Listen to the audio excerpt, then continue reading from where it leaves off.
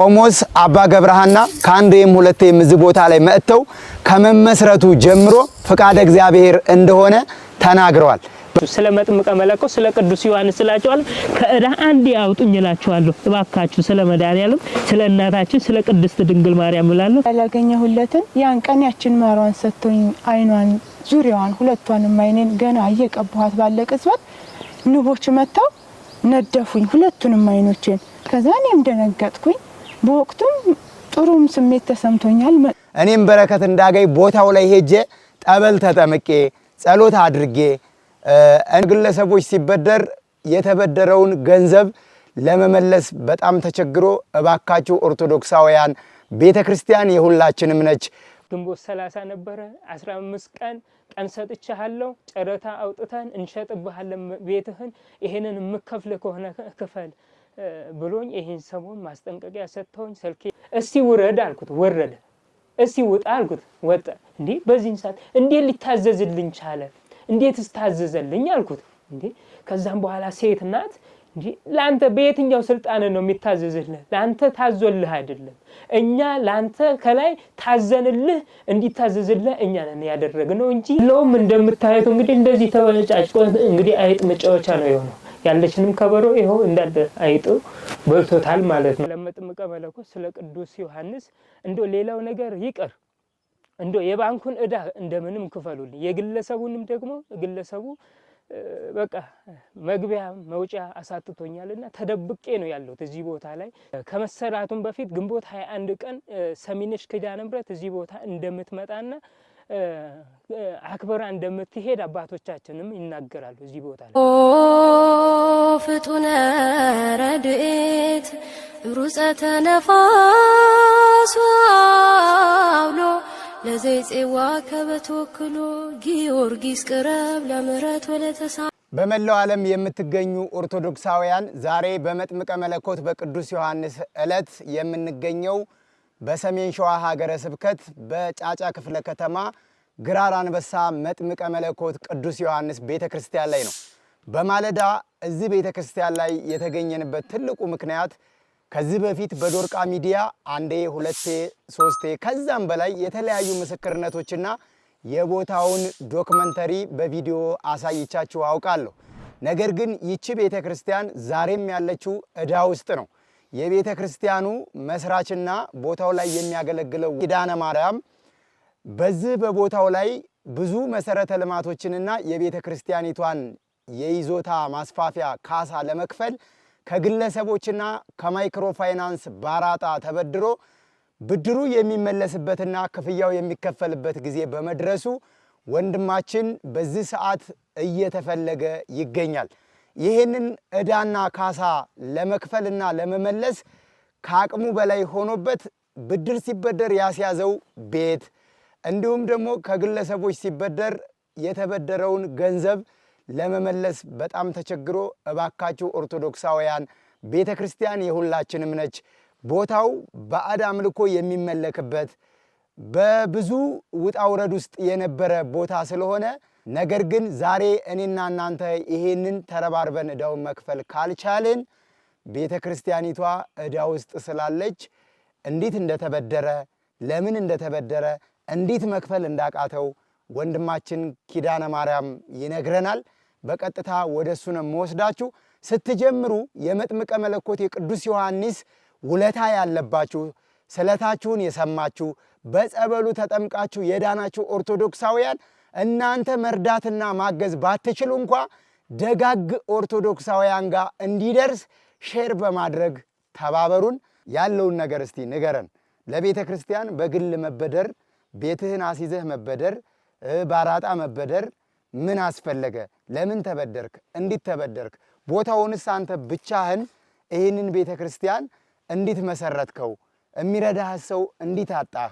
ዛሬ ላይ ይህን ዕዳ መክፈል ሲያቅትህ በዚህ ልክ ወደ ሚዲያ እንድትወጣ ያደረገህና ያነሳሳህ ከመጀመሪያው ምን እንደሆነ እስቲ ንገረን። እንግዲህ ወንድማችን አላየህ እግዚአብሔር ያክብርልህ። እዚህ ቦታ ችግራችንን አይተህ ሰምተህ እዚህ ቦታ እንድትመጣ እግዚአብሔር አምላክ መጥምቀ መለኮት ቅዱስ ዮሐንስም ፈቅዶ እዚህ ቦታ እንድረግጥ ፈቅዶልሃልና እንግዲህ እዚህ ቦታ ቤተክርስቲያኑን ከመመስረቴ በፊት አካባቢ ህብረተሰብ በባዕድ አምልኮ በጠንቋይ በጨሌ በቦረንትቻ እንዲሁም በወንዝ ላይ ነበረ የሚያከብሩት እና ከቤተሰቦቻችን ጀምሮ ማለት ነው።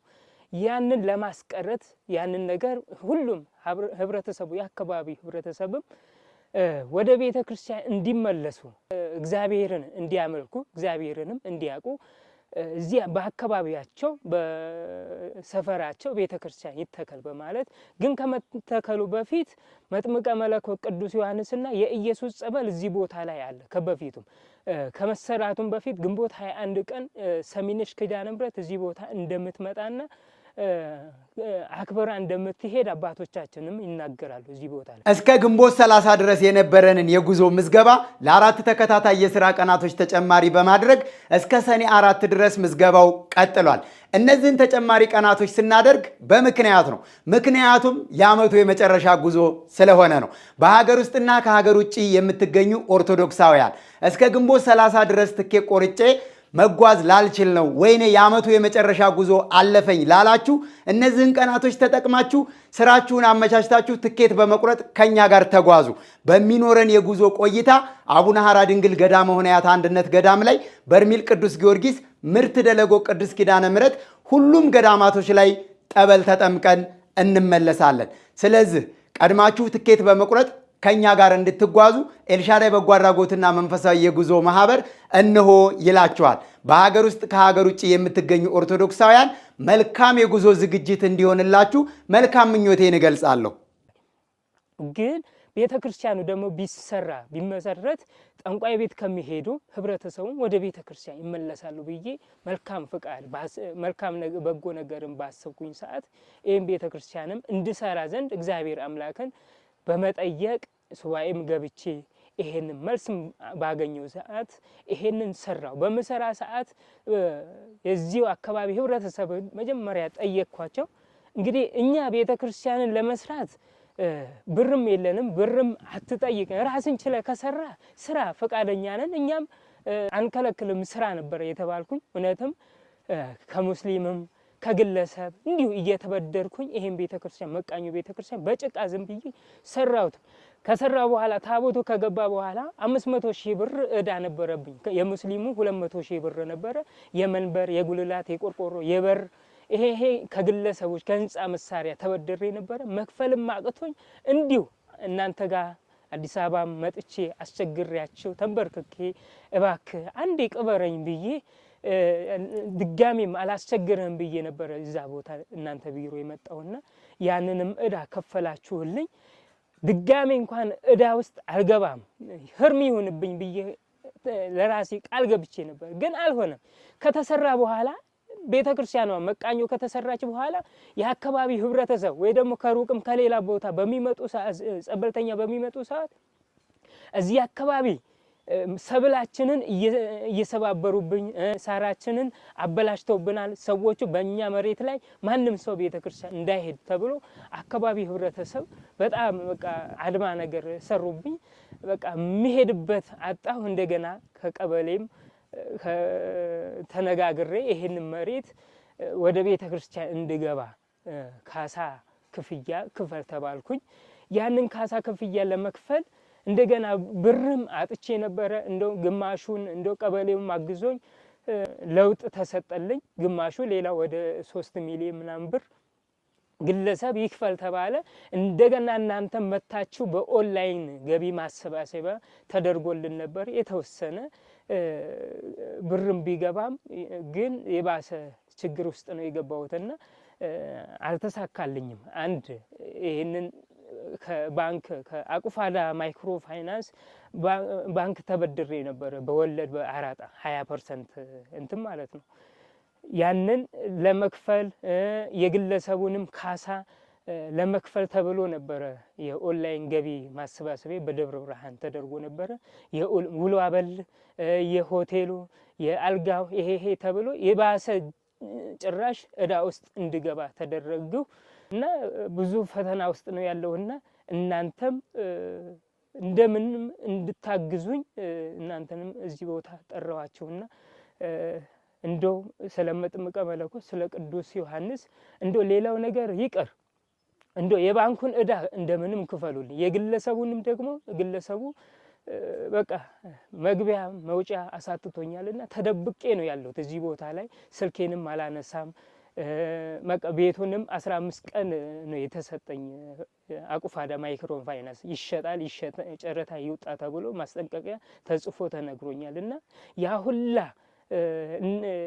ለመክፈል መከራዬን በላው መሄጃ አጣሁ ገንዘብም የለኝምና ባካችሁ አግዙኝ ነው ስለዚህ ቤተ ክርስቲያን በፊት ከመመስረት በፊት ሱባኤ ያስከው የት ነበር መልስ የተሰጠህ የት ነበር ከማጋር ነበርክ ሌላ ቦታም ላይ ስታገለግል እንደነበረ መረጃው ስለነበረኝ ማለት ነው መጀመሪያ ሄድኩኝ በሬ ሀገር መድኃኔዓለም ነበረ እሳቸው ጋር ሄድኩኝ እዛ ማን ናቸው ቆሞስ አባ ገብረሐና ይባላሉ እነሱ እሳቸው ጋር እሳቸውም እዛ እንድኖር ነበር የሚፈልጉት እኔም ደግሞ በሀገሬ ያሉት በጠንቋይ በጨሌ የሚያመልኩት እነሱ ወደ ቤተ ክርስቲያን እንዲመለሱ ዘንድ እፈልጋለሁ እዛ ቦታ ቤተ ክርስቲያን እንድሰራ እፈልጋለሁ አልኳቸው እስቲ ሀገርህና አሳየኝ አሉኝ እዚህ ቦታ መጣን ከመጣን በኋላ ቦታውን አይተው ባርከው ሄዱ መጀመሪያ ከመጀመሪያው በፊት ሱባኤ ገባሉኝ የት ልሂድ ብዬ እናንተ ገዳም እዛው በሬ ሀገር መድኃኔዓለም ሱባኤ ብገባስ አልኳቸው አይ እኔ ጋም አይደለም ሀብተ ማርያም ደብረ ሊባኖስ ሄደ ሀብተ ማርያም ሱባኤ ለ7 ቀን ገብተና ስጨርስ እኔ ጋር ነው የምትመጣው አሉኝ እውነትም ለ7 ቀን እዛ ገብቼ እንደተመለስኩኝ እንደውም ሱባኤ መጀመሪያ ገብቼም አላቅም ነበረ እንደው ሱባኤ ሲገባ እንዴት ነው የሚገባው ብዬ ጭንቅ ብሎኝ ነበር እንደው ሱባኤ በመገባ በቀን 1500 እየሰገድሁ እንደው ለራሴ በራሴ እንደው ገና ስገባ ቀላል ነገር መስሎኝ ግን ስጀምር በሁለተኛ ቀን መከራዬን በላው ስግደት ማለት በጣም ከባድ ነውና ለ7 ቀን እንደምንም ጨረስኩኝ ስወጣ ያይ ምን አያሉኝ ይሄ ብዬ ነገርኳቸው ከዛም በኋላ ስራህን መጀመር ትችላለህ ጀምር ያው ፈተና ይገጥማ ፈተናውንም ደግሞ ጸንተ መስዋዕትነት መክፈል አለብህ አሉኝ እሺ ብዬ ጀመርኩኝ ግን ፈተናው ያው ከዚሁ ከሀገሩ ነው የጀመረው አካባቢው ህብረተሰብ በቃ መሬታችንን ማንም ሰው እንዳይሄድበት ሰብላችንን ማንም ሰው እንዲያጠፋ አንፈልግም ስለዚህ ይሄንን ነገር ምታመቻቸውን ነገር አመቻች ጊዜ እንሰጣለን አሉ ለ3 ወር ጊዜ ሰጡኝ ከዛም በኋላ ቀበሌም ጠየቅኳቸው ይሄንን ነገር እንዴት ማድረግ እችላለሁ አልኳቸው ካሳ እከፍላለሁ በቃ እንደምንም መሬቱን የካሳ ክፍያ መጥቶ ይለካልኝ አልኳቸው ለክተውት ከዛም በኋላ ይሄንን ወደ 20 ሚሊዮን ብር ይደርሳል ነው የተባልኩኝ ይሄን ሁላ ከየትስ አምጥተህ ትከፍላለህ ቢያንስ እኛም እንደው የተወሰነውን እናግዝህ አሉኝ ለውጥ ሰጡኝ ግማሹን ወደ 7 ሄክታር ነው ለቤተ ክርስቲያኑ ገቢ ይገባው ጠቅላላ ማለት ነው 7 ሄክታር ነው ከሰባቱ አብዛኛው በቃ ጫካ ዛፍ የቀበሌ ዛፍ የተሰጠናል ለቤተ ክርስቲያኑ ሌላውም ደግሞ እዚሁ አካባቢ ዙሪያው ያለው እዚህ ሜዳውን እንዳለ በለውጥ ነው የተሰጣቸው ይሄ ዛፍና እዛታች ያለው ዛፍ ካሳ እንፈልጋለን እኛ ብር ነው የምንፈልገው አሉ ከዚህ በላይም ከመስቀሉ በላይም አለ አዳራሽ የጀመርንበት እሱም ካሳ ነው የምንፈልገው አሉ እነሱ 1 ሚሊዮን ብር 1 ሚሊዮን 200 ሺህ ብር ነው ጠቅላላ የ5 ሰው ነው የግለሰቡ እና ለ6 ወር እስከ ጥር 30 ቀን ስጡን እና እከፍላለሁ ብለን በሽማግሌ ታርቀን ምን ብለን ነው ግለሰቦቹን እንትን ያልነው ግን ያ ጥር 30 አለፈ አሁን ይሄው እንግዲህ ሰኔ ሊገባ ነው ዛሬ ግንቦት 30 ነው እና ሰዎቹም ማስጠንቀቂያ እንደውም ለቀበሌ እንትን ብለው ነበር እናንተ ናችሁ ከልጁ ጋር ያስማማችሁን ወይ ለመሬታችን አልሆንም ወይ ደግሞ ለብራችን አልሆንም ብራችን ወይ ያልተሰጠን ወይ ደግሞ መሬታችንን አልተጠቀምንም ስለዚህ በቃ እኛ አንድ ምርጫ ይሰጠን አሉ በቃ ቀን ስጡኝ ትንሽ ቀን ስጡኝ ይከፍላሉ አልኳቸው ከዛም በኋላ ይሄንን የአቁፋዳ ማይክሮ ፋይናንስ የነሱም ቀኑ አለፈብኝ ትንሽ ቀን ነው የቀረው በቃ እስከ ግንቦት 30 ነበረ 15 ቀን ሰጥቻለሁ ጨረታ አውጥተን እንሸጥብሃለን ቤትህን ይሄንን ምከፍል ከሆነ ክፈል ብሎኝ ይሄን ሰሞን ማስጠንቀቂያ ሰጥተውኝ ስልኬንም አላነሳም። ስልኬንም እዚሁ ቀርቼ ነው ስልክ አይሰራም እዚህ ቦታ ላይ እና እዚሁ ዝም ብዬ ቁጭ ብዬ ዋሻ እየቆፈርኩ ዝም ብዬ እየኖርኩ ነውና እንደው አንዴ ስለ መጥምቀ መለኮት ስለ ቅዱስ ዮሐንስ ይሄንን የባንኩን ዕዳና የግለሰቦቹን የዚህ የገበሬዎቹን ሌላው ደግሞ የኦንላይን ገቢ ማሰባሰቢያ ፕሮግራም ለማስጀመር ከግለሰብ 1 ሚሊዮን ብር ተበድሬ ነው ያንን ፕሮግራም ያስጀመርኩና ለዛ መክፈያ እንኳን ያንን አልቻለልኝም። ማንም ያው ለጊዜው እልል ብለን ተቀብለን የተወሰነ ገቢ ነው በቃ እዛ ወጪ ላይ ያወጣ ነው 2 ሚሊዮን 200 ሺህ ብር ነው ወጪ የወጣው። የገባው ግን 1 ሚሊዮን 100 ሺህ ብር ነው እዛ ቦታ ላይ ገቢ የተደረገው ማለት ነው። እና እንደው እንግዲህ መጥምቀ መለኮት ቅዱስ ዮሐንስ እንደምታዩት ደግሞ ይሄን መጽሐፍቶቹን እዩት። አይጥ ነው እንግዲህ ከበሮም ያለችም ከበሮ እቺ ብቻ ናትና አይጡ እንዲህ አንድ ሲኖ አሸዋና 20 ኩንታል ሲሚንቶ ስላጣም ብቻ ነው ይሄንን ውስጡ ሊሾ ቢሆን ይሄ ሀርማታ ቢደረግ አይጥም አይገባም ነበር። የአይጥ መጫወቻም አይሆንም ነበር። ውስጡን ደግሞ ገብታችሁ ብታዩት የሚያሳዝን ቤተክርስቲያን ነውና እንደው አጋዥ የለኝም ረዳት የለኝምና ሁላችሁም እንድታግዙኝ ስለ መጥምቀ መለኮት ስለ ቅዱስ ዮሐንስ ነው የምለውና እባካችሁ እርዱኝ ነው የምለው። አንዴ ከዚህ ከጉድ አውጡ በቃ ሌላ ነገር አይደለም። እንደው ስለ መድኃኔዓለም ስለ እመቤታችን ስለ ቅድስት ድንግል ማርያም እላለሁ። አጠቃላይ አሁን ቤተክርስቲያኑ ያለብህ ዕዳ ምን ያክል ነው? የቤተክርስቲያኑ የመሬት ካሳ ክፍያውም ከዚህ በፊት ለገቢ ማሰባሰቢያ ፕሮግራም ማዘጋጃ ይሄ ለሆቴል ኪራይ፣ ለአገልጋዮች አበል፣ ለሚዲያዎች ክፍያ፣ ለስራ ማስኬጃ የተበደርከውም ጠቅላላ ያለብህ ዕዳ ምን ያክል ይሆን? እንግዲህ በጠቅላላ ዕዳ ያለብኝ የግለሰቡ የዚህ አካባቢ የመሬቱ ካሳ የቀረብኝ አሁን 1 ሚሊዮን 100 ሺህ ብር ነው የቀረብኝ የግለሰቡ ካሳ ማለት ነው። ሌላው ደግሞ የባንክ ዕዳ ነው 1 ሚሊዮን በ20% ወለድ ነው የተበደርኩት። እሱን እንግዲህ ወለዱ ስንት ብር እንደሚሆን አላቅም። እንግዲህ 1 አመት አልፎታል ከተበደርኩኝ። ሌላው ደግሞ የሆቴሉ የግለሰቡ ከግለሰብ የተበደርኩኝ 1 ሚሊዮን ብር ነው ከግለሰብ የተበደርኩኝ እና የሆቴል የገቢ ማሰባሰቢያ የሆቴል የክራይ ምናምን ገቢው ራሱ የገባው እዛ ችሎልኛል እሱ ማለት ነው። አጠቃላይ ስለዚህ 3 ሚሊዮን ነው። ወለዱን አናቅም የባንኩ ስንት እንደሚወልድ እስካሁን ሂሳብ አታሰራም እንዴት አታውቅም? እኛ መክፈል ማልችለውን ምን ብዬ እዛስ ምን ብዬ ቀርቤ እንትን እላለሁ። በቃ እነሱ የወሰኑት በቃ 15 ቀን ሰጥቻለሁ ከየትም አምጥተህ የምከፍል ከሆነ ክፈል፣ አለበለዚያ ማስታወቂያ እናወጣለን ለጨረታ ነው ያሉኝ። በባለፈ ደግሞ ልክ እዚህ ቦታ ላይ ሱባኤ ይዤ እየጸለይኩ ባለበት ሰዓት እመቤታችን ጥሩ የሆነ ነገር አሳይታኛለች። እንግዲህ ይሄን እድል ብትሰጠኝ ሰዎች ሊያግዙኝ ይችላሉ ብለህ ነው መተህ ቢሮ ያለቀስክብኝ የተማጸንከኝና ምን አይተህ ነው? እዚህ ቦታ እንግዲህ በጣም ተጨንቄ ዕዳውንም መክፈልም እንዳልቻልኩ በቃ መሄጃ ማጣው በቃ ምጠፋበትም ስለሌለኝ እዚሁ ቁጭ ብዬ ዋሻ እየቆፈርኩኝ እያለሁ እዚሁ ጸሎቴን እያደረስኩ እያለሁ አንድ ቀን በህልሜ ነው ሌሊት ነው እዚሁ ያው ውጪ ላይ ነው የምናድረው። ትልቅ አባት ነው ግሸን የሄድኩ ይመስለኛል። ግሸን ተራራ ላይ ነው እና ልክ አረጋውያን ናቸው። ትልቅ ረጅም ሽማግሌ ናቸው። እንዶ ልጄ እግዚአብሔር ይባርክ እግዚአብሔር ያክብር እንዶ የምትሰራ ሁሉ ስራ ይባርክልህ ብሎ የሌለ በቃ እያመሰገነኝ እንዲህ ለምንድን ነው እንዲህ የሚመርቀኝ ብዬ በውስጤ እንትን ስለው አንድ ብር ቸግሮት 10 ብር አድርገህ ስለሰጠኸው ነው አለችኝ። ሴት ናት። 1 ብር ስለቸገረው 10 ብር አድርገህ ስለሰጠኸው ነው አለችኝ። እንዴ 10 ብር ከሰጠሁት ይሄንን የመረቀኝማ ብዙ ብር ብሰጠውማ ምን ያደርገኛል ብዬ አሰብኩኝ በውስጤ። ከዛም በኋላ ተራራው ወደ ሰማይ ተነቅሎ ከመሬት ላይ ተነቅሎ ይዞኝ ወጣ ወደ ሰማይ ላይ አየር ላይ እንዴ ወደ ቁልቁለት ባየው እንዴ ከዚህ ላይ እንዴት ነው የምወርደው ብዬ ተጨነቅኩኝ። ከዛም በኋላ እንዴት ልውረድ እንዴትስ ነው ብዘል እሰበራለሁ ከሰከሳለሁ እንዴት ልውረድ ብዬ ከሰማይ ላይ ወደ ምድር በማይሳት ቀስ ብሎ ወረደና ዘጭ አለና ቁጭ አለ። ወረድኩኝ። ከዛም በኋላ ዞር ብዬ ወደ ኋላ ተመለስኩና ተራራውን በማየው ሰዓት ተራራው ወደ ሰማይ ወጣ። እንዴት አይከሰከስም አይወርቅም? እንዴት ከሰማይ ላይ እንደዚህ ሊወርድ ቻለ ወጥቶ መውጣት ቻለ ብዬ በውስጤ አሰብኩኝ። ከዛም በኋላ ወረደና ቁጭ አለ። ከዛም በኋላ ጠጋልኩና እንዲህ ተራራውን ግርግዳው እንዲነካ ሳረገው ተመልሶ ወጣ። እንዴ እስቲ ውረድ አልኩት፣ ወረደ። እስቲ ውጣ አልኩት፣ ወጣ። እንዴ በዚህን ሰዓት እንዴት ሊታዘዝልኝ ቻለ? እንዴትስ ታዘዘልኝ አልኩት። እንዴ ከዛም በኋላ ሴት ናት።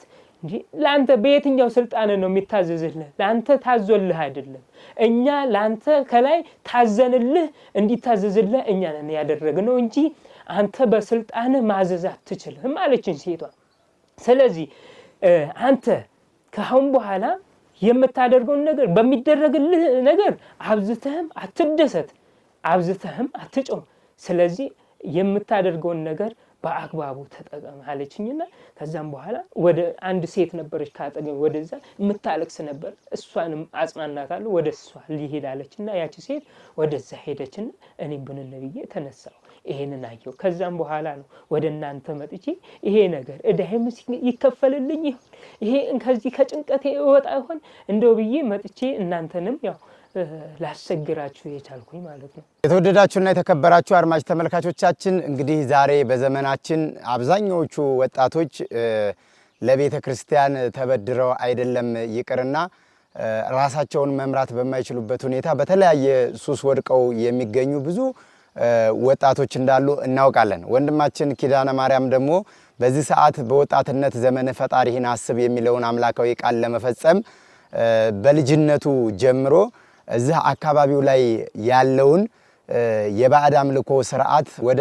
አምልኮተ እግዚአብሔር ለመቀየር ይሄንን ቤተክርስቲያን ሱባኤ በመያዝ አባታችን አባ ገብረሃና ጋር ያገለግል በነበረበት ጊዜ እኔ እዚህ ቦታ ላይ የተወለድኩበት አካባቢ ላይ ቤተክርስቲያን ብሰራ እግዚአብሔር እንዲመሰገን እግዚአብሔር እንዲመለክ ባደርግ ለኔ ትልቅ በረከት ነው ብሎ በመጠየቅ ሱባኤ በመያዝ የመጥምቀ መለኮት የቅዱስ ዮሐንስን ቤተክርስቲያን በዚህ ቦታ ላይ በመትከል ለቤተክርስቲያኑ እንግዲህ መንግስት የግለሰቦችን እዳ እኔ ከፍላለሁ መንግስት ይሄን ያመቻችልኝ በማለት ለቤተክርስቲያኑ እንግዲህ ይሄንን 7 ሄክታር መሬት ለቤተክርስቲያኑ ገቢ እንዲሆን አድርጎ ከግለሰቦች ከማይክሮ ፋይናንስ እንዲሁም ደግሞ ያልተከፈላቸው የይዞታ ካሳም ያላቸው ሰዎች አሉ። እንዳጠቃላይ ከ3 ሚሊዮን 100 ሺህ ብር በላይ ነው በዚህ ሰዓት እዳ ያለበት። ይህ ቦታው ላይ እዚሁ ቤተክርስቲያኑ ላይ በራሳቸው ጊዜ መጥተው የሰፈሩ ንቦች አሉ። እዚሁ ከቤተክርስቲያኑ ግቢ የማይወጣ ለኪንታሮት፣ ለካንሰር፣ ለግፊት፣ ለኤችአይቪ እዚሁ ቦታ ላይ መጥተው መጥምቀ መለኮት ቅዱስ ዮሐንስን ተማጽነው በማር እምነት የዳኑ ብዙ ሰዎች አሉ። ከዚህ በፊትም ምስክርነት ሰጥተዋል። ዛሬም ደግሞ ከዚህ ቪዲዮ ጋር አያይዤ ማቀርብላችሁ ምስክር ይኖራል እና ይሄንን ቤተክርስቲያን ሁላችሁ በስተጀርባችን እንደምታዩት ጭቃ በጭቃ የተሰራ በቤተ መቅደሱ መጋረጃ ምንጣፍ የሌለው መጽሐፍቶችና ከበሮውን የቤተክርስቲያኑን ንዋያተ ቅድሳት አይጦች እየቆራረጡ እየበጫጨቁ እየተጫወቱበት ያለ ቤተክርስቲያን ነው። ቤተክርስቲያን በወርቅም ቢሰራ በድንኳንም ውስጥ አገልግሎት ቢሰጥ ቆርቆሮ በቆርቆሮም ጭቃ በጭቃም በሳርም ቢሰራ የሚፈተትበት ቅዱስ ሥጋውና ክቡር ደሙ ስለሆነ ቤተክርስቲያን ለኛ ለኦርቶዶክሳውያኑ የገጽታ ግንባታና የእይታ ልዩነት እንጂ አንድ ነው። ስብሐተ እግዚአብሔሩ በሰዓታት በማህሌት በኪዳን በቅዳሴው የሚነበበው የሚደረሰው የሚጸለየው ጸሎት ሁሉ አንድ ነውና እባካችሁ በሀገር ውስጥም ከሀገር ውጭም ያላችሁ ኦርቶዶክሳውያን የምትችሉትን ስለ መጥምቀ መለኮት ስለ ቅዱስ ዮሐንስ ብላችሁ እንድታግዙት የቤተ ክርስቲያኑን አካውንት አስቀምጥላችኋለሁ። ወንድማችን ኪዳነ ማርያም ሲሳይ በቲክቶክ እና በተለያዩ ሚዲያዎች እያለቀሰ ራሱን ደብቆ ልመና ላይ ነው። ችግር ውስጥ ነኝ ያለሁትና ባካችሁ ቤተ ክርስቲያኑ በጣም ችግር ውስጥ ነች ያለችው። ባካችሁ ቤተ ክርስቲያኑ የመጥምቀ መለኮት ቅዱስ ዮሐንስ ቤተ ክርስቲያን ተማጽኖ ላይ ነው ያለውና እንግዲህ የምትችሉትን እንድታደርጉ እኔም እዚህ ቦታ ላይ ዛሬ የተገኘሁት ቢሮዬ ድረስ መጥቶ ስላለቀሰብኝ እንደዚህ አይነት የልመና ስራ የእርዳታ የበረከት ስራ ስሰራ እኔም በረከት እንዳገኝ ቦታው ላይ ሄጄ ጠበል ተጠምቄ ጸሎት አድርጌ እኔም የምችለውን ነገር ለማድረግ ቦታው ላይ መሄድ አለብኝ ብዬ ነው እዚህ ድረስ በራሴ ወጪ የመጣሁትና አባታችን ደግሞ እዚሁ ቦታ ላይ እንግዲህ ያገኘኋቸው አንድ ካህን አባት አሉ። እነሱ ደግሞ የሚያውቁትንና የተሰማቸውን ነገር እንግዲህ የመጨረሻ እንደማሳረጊያ ይሆነን ዘንድ የሚናገሩት ነገር ካለ እጠይቃቸዋለሁ። አባታችን እስቲ ይፍቱኝ ባርኩኝ፣ የሚያስተላልፉትና የሚያውቁት ነገር ካለ እስቲ እድሉን ለእርሶ ልስጦት። እሺ፣ አመሰግናለሁ። እግዚአብሔር አምላካችን ስሙ የተመሰገነ ይሁን። አሜን። በዚህ ስፍራ እኔ ቀድሞ የቤተ ክርስቲያን ከተሰራ በኋላ ታቦተ ሕጉ ወደዚህ ስፍራ ከመምጣቱ በፊት በአገረ ስብከታችን በሰሜን ሸዋ ሀገረ ስብከት ያው ጫጫ ክፍለ ከተማ ነው እኔም ያለሁት። የደብረ ሎዛ ቅዱስ ገብርኤል ቤተክርስቲያን እዛ ላይ ኃላፊ ነኝ። ከዛ በተረፈ ደግሞ እዚህ ቦታ ላይ እኔ ብዙ ችግር ላይ ነኝ ያለሁት የሚል ነገር ያው ኪዳነ ማርያም እንደኔም ስለነገረኝ ከዛ ቦታ በጠዋት ተነስቼ ያው ወደዚህ ቦታ መጥቻለሁ። ለዚህ ቦታ እኔ በፊት የማውቀው ቤተክርስቲያኑ ተሰርቶ ታቦተ ሕጉ በሚገባበት ጊዜ ታቦተ ሕጉን ከሀገረ ስብከቱ አክብሬ ወይም ተሸክሜ የመጣሁት እኔ ነኝ። ጽላት ወደዚህ ቦታ እንዲገባ ሲደረግ ማለት ነው። እና ይሄንን ደግሞ ትልቅ ለኔ በረከት ነው። በዚህ ቦታ ላይ ብዙ ሰዎች እንደተፈወሱ አውቃለሁ። ንብ እንዳለ ማርም ብዙዎች እየመጡ እየተፈወሱ ነውና ወንድማችን ኪዳነ ማርያም ከሁሉ በላይ እኔ ደስ የሚለኝ የራሱን ቤት ትቶ ይሄንን ቤተክርስቲያን ነው እያቀና ያለው።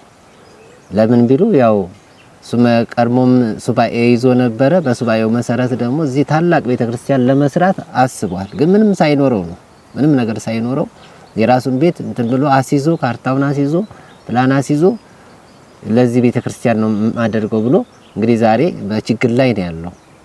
እሱን ደግሞ መርዳትም ስላለብኝ ቢያንስ የተወሰነ በገንዘብ መረዳው የለኝም፣ ግን እንደዚህ በሐሳብ ለመርዳትና አንዳንድ ነገሮችን ለመናገር ነው። እኔ በዚህ ቦታ ላይ በእውነት ትልቅ ፈውስ ነው እየተካሄደ ያለው። ከዛ በተረፈ ደብረ ሊባኖስም ሌላም ጉዞ እንደዚህ አብረን እንሄድ ነበርና በዛ ምክንያት ነው ዛሬ እኔ አሁን ሌላ ትምህርትም ነበረኝ በቴዎሎጂ የቅዱስ ባስልዮስ መንፈሳዊ ኮሌጅ እዛ የአንደኛ ዓመት ተማሪ ነኝ፣ ደቀ መዝሙር ነኝ ማለት ነው። እዛ ላይ አሁን ትምህርቴንም ትቼ ወደዚህ የመጣሁበት ምክንያቱ ይሄ ነውና በእውነት ልጃችንን በተቻለ መጠን እንግዲህ መጥምቀ መለኮት ቅዱስ ዮሐንስ ያው በእውነት እግዚአብሔር ያከበረው ሴቶች ከወለዷቸው መካከል አንተን የሚበልጥህ የሚተካከል የለም የተባለ ነው። አማን አማን ብለክሙ ተንሳም ትውልድ አንስ ዘያቢ ዮሐንስ መጥምቅ ከመጥምቀ መለኮት ከቅዱስ ዮሐንስ የሚበልጠው የሚስተካከለው የለም ተብሎ በጌታ የተነገረለት ነው። ብዙ ፈውስ የሚገኝበት ነው። በፊት ሸንኮራ ዮሐንስ እንዲህ ነበር ምን ሄደው። ዛሬ ግን እዚህ ቦታ ብዙ ምእመናን እየመጡ እየተፈወሱ ነው ያሉት እና ይሄንን ስራ የሰራው ኪዳነ ማርያም ነው። የልጅ በእውነት ለራሱ እየተቸጋገረ ለራሱ ሰውነቱን እያስጨነቀ ነው ይሄንን ስራ እየሰራ ያለውና እውነት ምእመናን ይሄንን ነገር በእውነት እናንተ ሚዲያዎች እዚህ ቦታ መጣችሁ ይሄንን ነገር ስራ መስራት ማለት ትልቅ በረከት ነው ለእናንተና መጥምቀ መለኮት እሱ ይጠብቅልን። ልጃችን እንግዲህ በተቻለ መጠን እንድትረዱልን ነው። ዞሮ እኮ ይሄ ጉዳይ የቤተ ክርስቲያኗ ነው። እሱ ቦታው ላይ መስራች ስለሆነ በዋናነት በግንባር ቀደም መሆን አለበት ብሎ ከዚህ በፊት ሶላር ሲገዛ ለቤተ ክርስቲያኑ ጣሪያ ቆርቆሮ ሲለብስ ከሙስሊም ሳይቀር ከህንፃ መሳሪያ ዱቤ ማቴሪያሎችን በማምጣት እንደዚሁ በሚዲያ ሽፋን ሰጥልኝ ብሎ ይመጥቻለሁ። እስከዚህ ድረስ ኃላፊነቱን ወስዶ ቤቱን እስከ ማስያዝ ድረስ የሚኖርበትን ቤት አስይዞ ብድር እስከ መበደር ከግለሰቦች ደግሞ ይህንን የመሬት ይዞታ እንግዲህ ቤተክርስቲያኑ ከተሰራዋ በኋላ ወደ ቤተክርስቲያኑ ቅጥር ግቢ ማንም ሰው መጥቶ ጠበልም እንዳይጠመቅ አገልግሎትም እንዳያገኝ መንገድ ተከለከለ። ስለዚህ ይህንን የግለሰቦችን መሬት ገዝቶ የቤተክርስቲያኑ አድርጎ ነው ምእመናን እንዲወጡ እንዲገቡ ማድረግ ያለበት። እኔ አሁን ይሄ በገባይ ልክ ነው የምናገረው እና ይሄዳ የሱ ተብሎም አይታይም። የቤተ ክርስቲያኒቷ እዳ ነው። መሬቱ የቤተ ክርስቲያኑ ነው። በቤተ ክርስቲያኑ ስም ነው ካርታ የሚሰራ። ይዞታው ለቤተ ክርስቲያን ነው። ትውልድ ያልፋል፣ ትውልድ ይተካል። ይሄ ልጅ ነገ ቢሞት ቢሄድ ከዚህ ቤተ ክርስቲያን በቃኝ ብሎ ወደ ሌላ ቦታ ቢሄድ ይዞታው ሁሉ ነገር ባለበት ተከብሮ ለቤተ ክርስቲያኗና ለትውልድ ነው የሚሰጠውና ይሄንንም እናንተ በበላይ ያላችሁ አካላቶች ስለሆናችሁ በደንብ አድርጋችሁ እንደው ከተቻለ ከሀገረ ስብከትም ከወረዳ ቤተ ክህነትም በጀት ወጪ እስከ ማድረግ ድረስ እገዛ የሚደረግበት ጉዳይ ነውና እናንተም እንደው በአጽንኖት ብትመለከቱት እላለሁ አባታችን። ልክ ነው። አሁን እሱ እንደ አስተዳዳሪነትም እንደ መምራትም ቤተ ክርስቲያን እየመራ ያለው እሱ ነው። ምንም ገቢ ሳይኖረው ነው እየመራ ያለው። እየለመነ ነው ከህብረተሰቡ ካንዱ እየሄደ እየለመነ ታቦት በሚነክስበት ቦታ ቆሞ እየለመነ ነው። ፀሐይ እየበላው ነው እንትን እያለው ይሄ ቤተ ክርስቲያን እየሰራውና አሁን እሱ ሌላ አስተዳዳሪ ኖሮት የቤተ ክርስቲያን ሌላ አብሮ እንትን የሚል ሰው የለም። ብቻውን ነው እየሰራ ያለው። ብቻውን ደግሞ ሰው መስራት ያከባቢውም ሰው ብዙም እየረዳው አይደለም ያለው። እሱ እየረዳው ያለው ጸበልተኛው የሚመጣው በጸበልተኛ ነው እየረዳው ያለው የተወሰነ። ያው ደግሞ የሚመጣው ተጓዥ ብቻ ነው ያለውና ይሄን ደግሞ አብዛኛው በሚዲያ እናንተ የተወሰነ እገዛ ብታደርጉት በሀገረ ስብከቱም ደግሞ ሀገረ ስብከቱም እንግዲህ ይሄንን ሚዲያ የሚከታተል ሰው ሁሉ ያው ይሰማል ማለት ነው የሱን ችግር። እውነትም ያው ያለው በክፍለ ከተማው ነው ይሄ ያለው። በክፍለ ከተማው ደረጃ ደግሞ እውነትም የክፍለ ከተማው ዋናው ስራ አስኪያጅ እሳቸው መጥተው እዚህ ቦታ ብዙ ነገር እያስተላለፉ ነው ያሉት። ግን ያው ይሄንን ደግሞ ወዳለ መመለስ ያው እያስቸገራቸው ይመስለኛል። ዞሮ ግን በሀገረ ስብከቱም ቢታሰብበት ጥሩ ነው። ወንድማችን ኪዳነ ማርያም የመጨረሻ ጥያቄ ነው። ቤተ ክርስቲያኑ አሁን እንደው ስብሐተ እግዚአብሔሩ እንዳይቋረጥ ምን እየተደረገ ነው? አገልግሎትስ እንዴት ነው እየተሰጠ ያለው? ቅዳሴው መቼ ነው የሚቀደሰው? ያንንስ የካህናቱ ደሞዝ ንዋያተ ቅድሳቱን የማሟላቱ ሁኔታ እንዴት ነው እየተካሄደ ያለው? አገልግሎት እንዴት ነው እየተሰጠ ያለው? ያው ከተለያየ ቦታ እንደ በረከት መጥተው እያገለገሉ ነው ቅዳሴ የሚቀድሱት። ደሞዝም የላቸውም። ያው በወር አንዴ የዮሐንስ ቀንና እሁድ ብቻ ነው የሚቀደሰው። በወር አንዴ ነበረ በፊት የሚቀደሰው። አሁን ደግሞ አካባቢ ካህናቶችም በቃ ከጸበልተኛም እንዲሁ ሌሊት ዋዜማ ማታ እንዲሁ ቅዳሜ ማታ እየመጡ አድረው ቅዳሴ እንቀድሳለን ብለው እሁድ ይቀድሳሉ እዚህ አካባቢ ማለት ነው። እና እንግዲህ ንዋየ ቅድሳት ብዙም የለውም። ያለውም እንደምታዩት እንግዲህ እንደዚህ ተበጫጭቆ እንግዲህ አይጥ መጫወቻ ነው የሆነው። ያለችንም ከበሮ ይኸው እንዳለ አይጡ በልቶታል ማለት ነው። እና ምንድነው አንድ ሲኖ አሸዋ ብናገኝ ይሄ መሬቱ የጭቃው ውስጡ አፈር ነው። ያንን አፈሩ እንኳን ሊሾ ብናደርግ አርማታ ቢደረግ እንግዲህ የተወሰነ እንግዲህ አይጥ መግቢያዎቹ በሲሚንቶ ቢደፈኑ ብዙ ነገር እቃ ቢገባ እንኳን እቃ ማስቀመጫ ስንዴ መገበሪያ የተጠረገውን ብናሳያችሁ በጣም ነው የሚያሳዝነው። እኔ የመናገር ችሎታ የለኝም፣ መናገር አልችልም። ሚዲያ ላይ ወጥቼ መናገር አልችልም።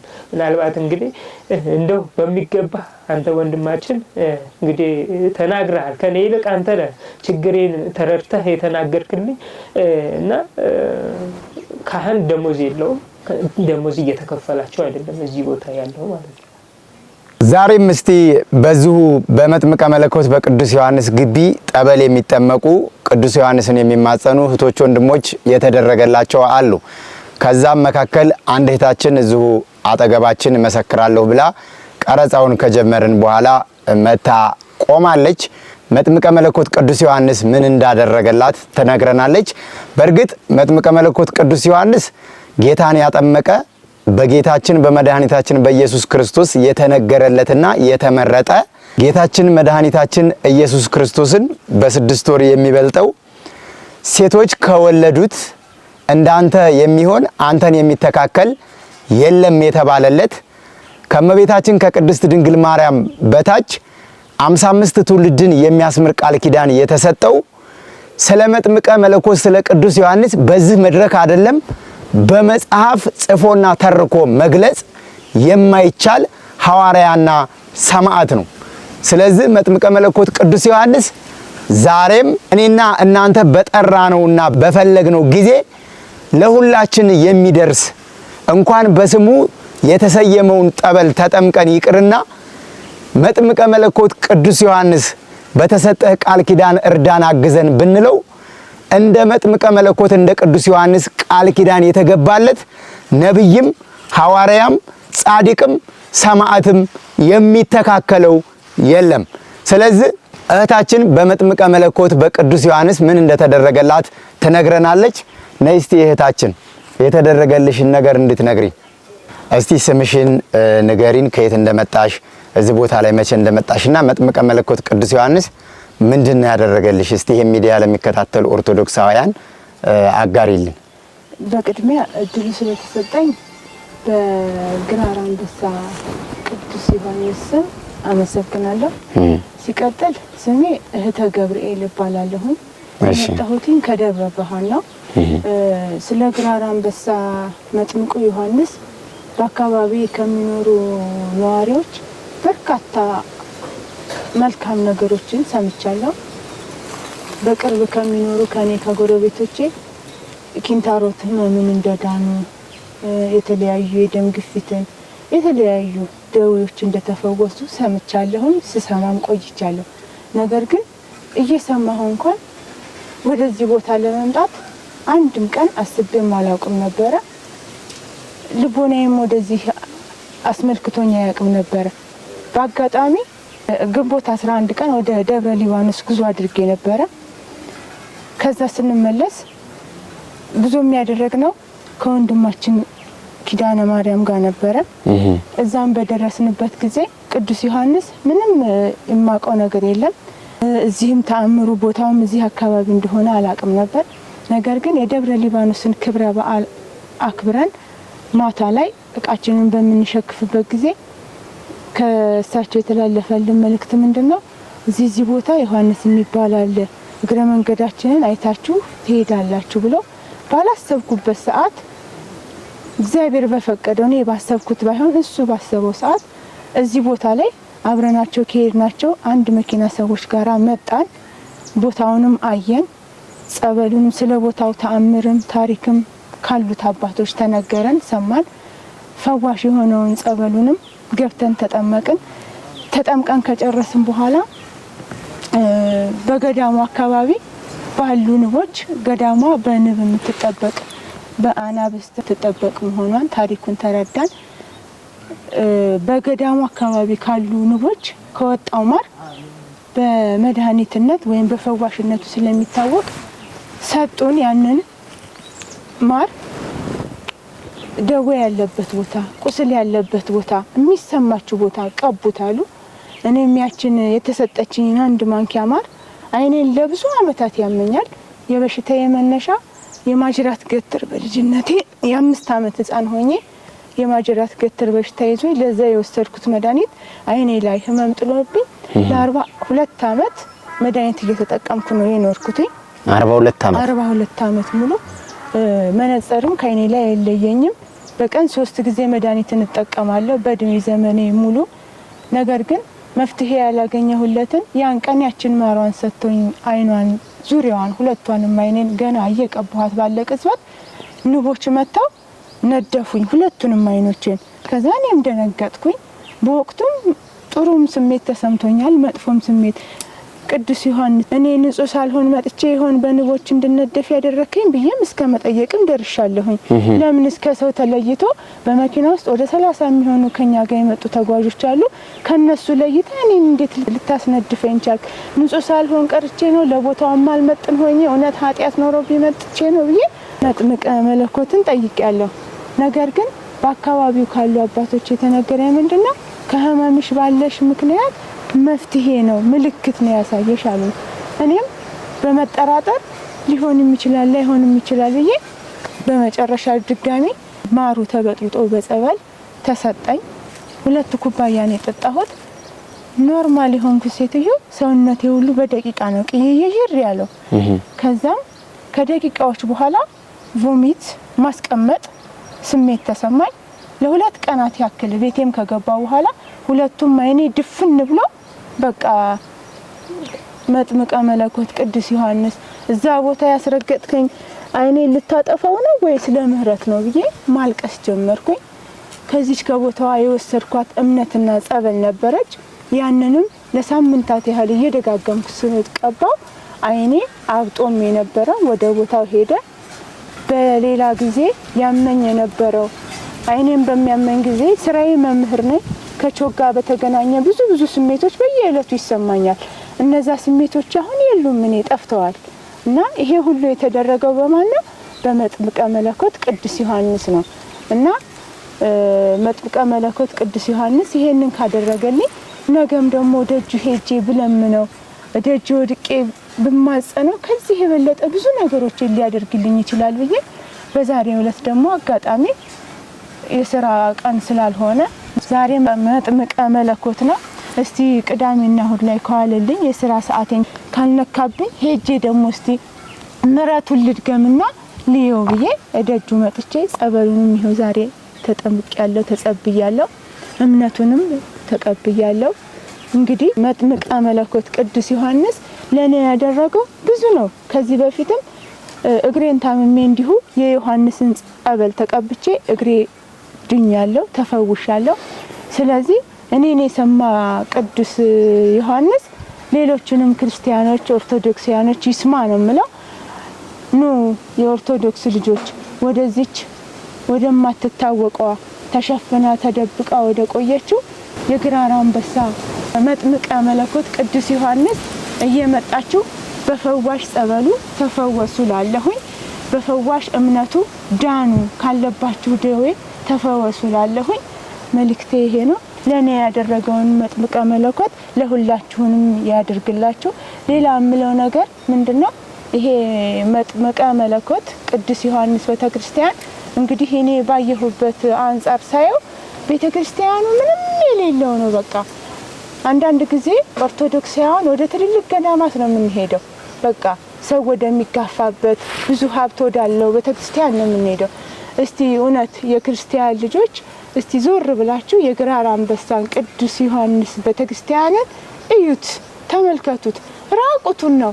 ሰው ራቁቱን ሲሆን እንደሚያስቀይም ሁሉ ቤተክርስቲያን ራቁት ሲሆን ደግሞ እጅግ ያሳዝናል እኛ ልጆቹ እያለን። ስለዚህ የቅዱስ ዮሐንስ ወዳጅ ሆናችሁ መጥምቀ መለኮት ቅዱስ ዮሐንስን እዩት፣ ተመልከቱት። ችግሩ ምን እንደሆነ ተረዱለት፣ ክፍተቱን ሙሉለት። እጣንም ጧፍም ሰው ባለው አቅሙ ያደረገውን ቢያደርግ እኔ ዮሐንስ ለሰው ወደ ኋላ ማይል ጻድቅ ነው። እባካችሁ የኦርቶዶክስ ልጆች ኑ በግራር አንበሳ መጥምቀ መለኮት ቅዱስ ዮሐንስ ዳኑ፣ ተፈወሱ ላለሁ። አመሰግናለሁ። ጨርሻለሁ። መጥምቀ መለኮት ቅዱስ ዮሐንስ ላንቺ ያደረገውን እኛም ቦታው ላይ ለተገኘ ነው በሀገር ውስጥና ከሀገር ውጭም ሆነው ይሄን መልእክትና ምስክርነት ለሚሰሙ በቃል ኪዳኑ እሱ ያደርግላቸው። የመጨረሻ ወንድማችን ኪዳነ ማርያም የምትለዋል?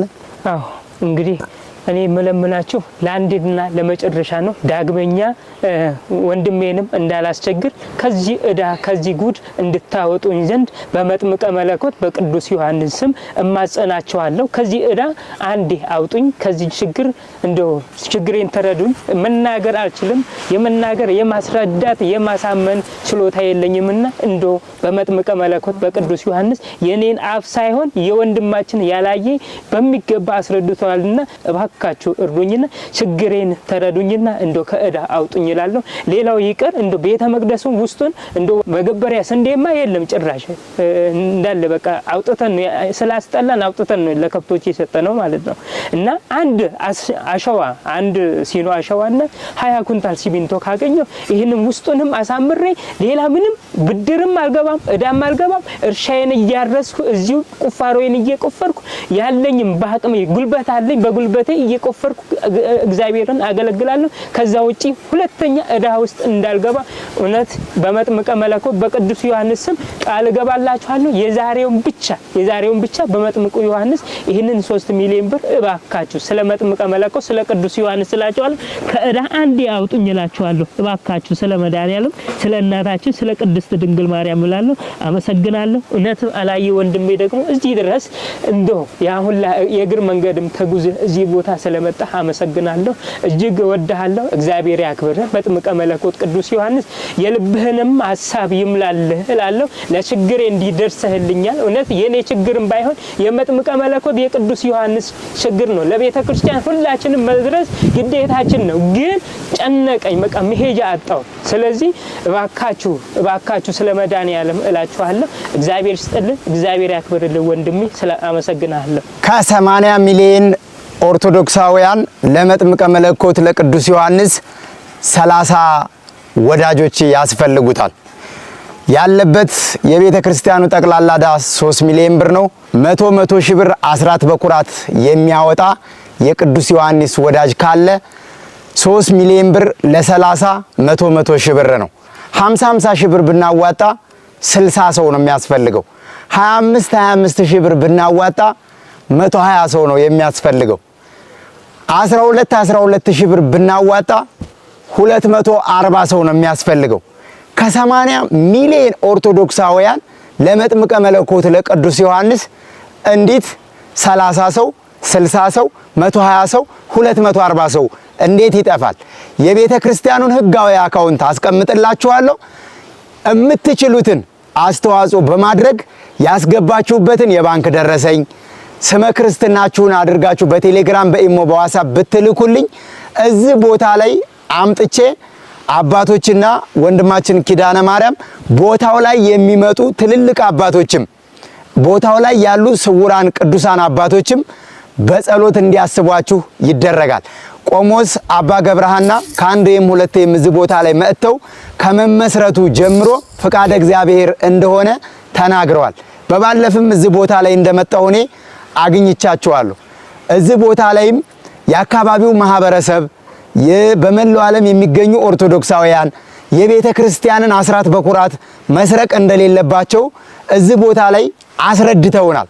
ስለዚህ በመላው ዓለም ሆናችሁ ይህንን ፕሮግራም የምትመለከቱ የመጥምቀ መለኮት የቅዱስ ዮሐንስ ጠበል የመጥምቀ መለኮት የቅዱስ ዮሐንስ እምነት በተቻለ መጠን እንዲደርሳችሁ እንድትድኑበት እንድትፈወሱበት ከወንድማችን ከኪዳነ ማርያም ጋር እናደርጋለን። ይሄ ክርስቲያናዊ ግዴታ ነው። ይቺ ቤተ ክርስቲያን የሁላችን ነች። ከበሮውን አይጥ በጣሶታል። ታምረ ማርያሙን ገድለ መጥምቀ መለኮት ቅዱስ ዮሐንስን በቤተ ክርስቲያን የሚነበበውን ስንክሳር የሚቀመጠውን መገበሪያ ነዋያተ ቅዱሳቱን ልብሰ ተክኖውን አይጥ ብጥስጥስ አድርጎታል። ለዛም የሚያስፈልገው 1 ሲኖትራክ አሸዋና 20 ኩንታል ሲሚንቶ ነው ብሏል ወንድማችን። ይሄንንም ማድረግ የምትችሉ የቅዱስ ዮሐንስ ወዳጆች አቅማችሁ በፈቀደ እጃችሁን እንድትዘረጉ ማሳሰብ ፈልጋለሁ። ስለነበረን ጊዜ ስለማይነገር ስጦታው አምላካችን እግዚአብሔር ስሙ የተመሰገነ ይሁን። አምላካችን እግዚአብሔር አገራችን ኢትዮጵያና ሕዝቦቿን ይባርክ። እኔ በዚሁ ጨርሻለሁ። አባታችን የመጨረሻ የሚያስተላልፉት አባታዊ መልእክት ካለ እድሉን ልስጦትና እንጨርሳለን። እንግዲህ በማቴዎስ ወንጌል ላይ ምዕራፍ 11 ላይ ቁጥር 5 ላይ ያያችሁትና የሰማችሁትን ሂዱና ለዮሐንስ ንገሩት ተብሏል። እንግዲህ ሂዳችሁ ለዮሐንስ ንገሩት የተባለው ያላችሁን የልባችሁን አውነታችን እንደተባለው እሷም የልባን በመንገሯ ይኸው ከደዌዋ ተፈውሳለች። ሄዳችሁ ያያችሁትን የሰማችሁትን ደንቆሮዎች ይሰማሉ፣ ዕውራን ያያሉ፣ ለምጻኖች ይነጻሉ ተብሎ የተነገረለት ለቅዱስ ዮሐንስ ነው። በሱ ጸሎት ነው። የሱ ጸሎት ደግሞ ታላቅ ነው። ጌታን ያጠመቀ ቅድም እንዳልከው ጌታን ያጠመቀ ታላቅ ሐዋርያና ሰማዕት ነው ይሄ እና እግዚአብሔር ጸጋ የተሰጠው ገና ከህፃንነቱ ጀምሮ መናኝ ነው። ለዛ ነው እሱንም መናኝ አድርጎ እዚህ ቦታ ያስቀመጠው። ስለዚህ በእውነት ክርስቲያኖች እናንተም ደግሞ እንግዲህ ይሄ ልጅ የትም መቅረት የለበትም። ለቤተ ክርስቲያን ብሎ ራሱን አሳልፎ ጌታ አሳልፎ ራሱን እንደሰጠ እሱም ለቅዱስ ቤተ ክርስቲያን ራሱን አሳልፎ እየተሰጠ ነው፣ እየተፈለገ ነው ያለው። ለመታሰር ነው ማለት ነው። ስለ ቤተ ክርስቲያን ራሱን አሳልፎ እየሰጠ ነው። ዛሬ ክርስቲያኖችም እየተጨፈጨፉም ቢሆን እሱ ደግሞ ራሱን ደግሞ አንድ ሰው ራሱ ሰማዕት ማለት ራሱን ለቤተ ክርስቲያን አሳልፎ መስጠት ስለሆነ በተቻላችሁ መጠን ያው ይሄንን ሚዲያ የምትከታተሉ ለዚህ ለልጃችን ለኪዳነ ማርያም በእውነት እንድትራዱ ነው። እኛም በተቻለ መጠን በአካባቢያችን ለመራዳት እንሞክራለን። እግዚአብሔር ከሁላችን ጋር ይሁን። እናንተንም ደግሞ በእናት ይሄንን አክብራችሁ በመምጣታችሁና ይሄንን ሚዲያ በመቅረጻችሁ ትልቅ ነገር ነውና እግዚአብሔር ጸጋ በረከቱን ይስጣችሁ ነው። አድማጭ ተመልካቾቼ ሁልጊዜ ስለምታደርጉልኝ ትብብር ከልብ አመሰግናለሁ። በሌላ ፕሮግራም እስከምንገናኝ ድረስ ሁላችሁም በያላችሁበት ቸር ሰንብቱ።